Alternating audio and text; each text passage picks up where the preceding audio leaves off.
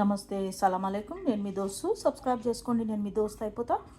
ఇలా సింపుల్గా ఒక చికెన్ కర్రీ చేసుకుందాము. సింపుల్ చికెన్ కర్రీ, ఇది ఏమి పెద్ద దీనిలో కూడా బ్రహ్మ విద్య లేదు. అయితే చికెన్ కర్రీ ఎప్పుడైనా టేస్టీగా రావాలి అంటే టిప్ ఏంటంటే అల్లం ఎల్లిగడ్డ ఫ్రెష్గా దంచాలి. దాంతోపాటు లవంగ, ఇలాయచీ, ఇంకా పట్ట, అదే కాడమమ్మ, సిరమన్ స్టిక్, క్లవ్స్, జింజర్, గార్లిక్. దీన్ని మంచి క్రష్ చేసుకోవాలి. ఒక టమాటా కట్ చేసుకున్న, ఒక 150 గ్రామ్స్ ఆఫ్ చికెన్ మ్యారినేట్ చేసుకున్న, కారము, పసుపు, ధనియాలు, జీలకర్ర పొడి వేసేసి, ఆనియన్స్ ఒక 1 ఆనియన్ స్లైస్ చేసుకున్న, పచ్చిమిరపకాయలు సన్నగా కట్ చేసుకున్న, తర్వాత ఎండు కొబ్బరి డెసికేటెడ్ కోకోనట్, ఒక 3 to 4 స్పూన్స్ ఆఫ్ ఆయిల్ తీసుకున్న. అది హీట్ అయిపోయాక ఆనియన్స్, పచ్చిమిరపకాయలు వేసినాను. ఇప్పుడు అల్లం ఎల్లిగడ్డ, లవంగా, ఇలాచి, అది పట్టా దంపుకున్నా కదా, అది వేస్తాను అనమాట. కదా లవంగాలు, ఇలాచి, పట్ట, అల్లము, ఎల్లుల్లిపాయ వేసేసి కొంచెం పసుపు వేసేసి దీన్ని ఎగనిచ్చి దీని లోపల కొంచెం డెసికేటెడ్ కోకోనట్ వేద్దాం, 1 spoon. So 1 spoon of desiccated coconut వేసి దీన్ని కూడా మంచి బ్రౌన్గా ఫ్రై చేద్దాం. ఇది మంచి ఫ్రై అయిపోయింది కదా, ఇప్పుడు టమాటా వేద్దాం. సో టమాటాని కొద్దిగా వేగనిద్దాము ఒక 5 minutes వరకు, మీడియం ఫ్లేమ్ మీద కొద్దిగా మూత పెట్టి. నెక్స్ట్ వచ్చేసి రెడ్ పొటాటో తీసుకున్నాం. దీన్ని మంచి కట్ చేసుకుందాం, వాష్ చేసుకున్నాం.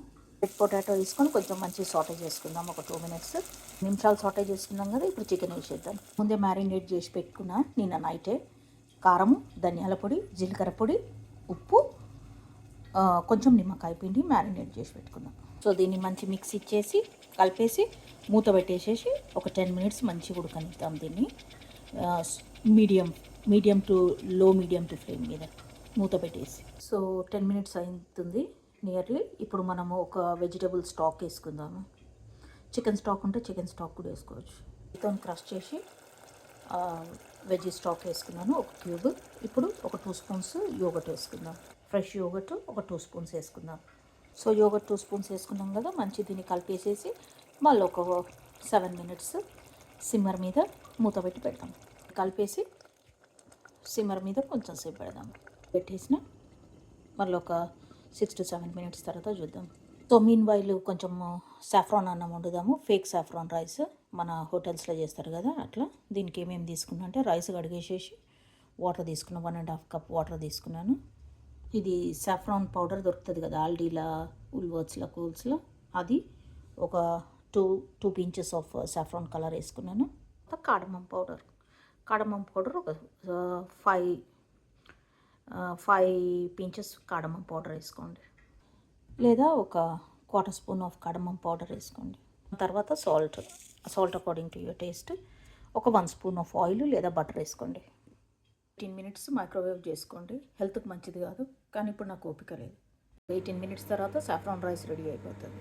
చికెన్ కర్రీలో కూడా ఒక 1/2 స్పూన్ ఆఫ్ చికెన్ మసాలా వేసుకోండి. వేసేసి కొద్దిగా కలిపి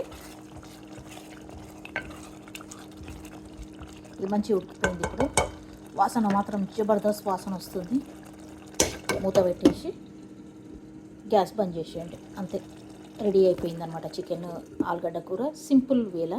మా మిస్ పుసుపుసాడ కూర్చొని వాళ్ళ నాయన లేడు కదా, ఒకటే చూస్తుంది అటు సైడు, ఏడి అనేసేసి.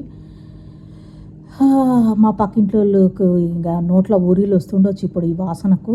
జబర్దస్త్ వాసన అంటే జబర్దస్త్ వాసన వస్తుంది చికెన్ కర్రీది. మళ్ళీ ఇంకోటి వచ్చేసి సాఫ్రాన్ రైస్ అవుతుంది మైక్రోవేవ్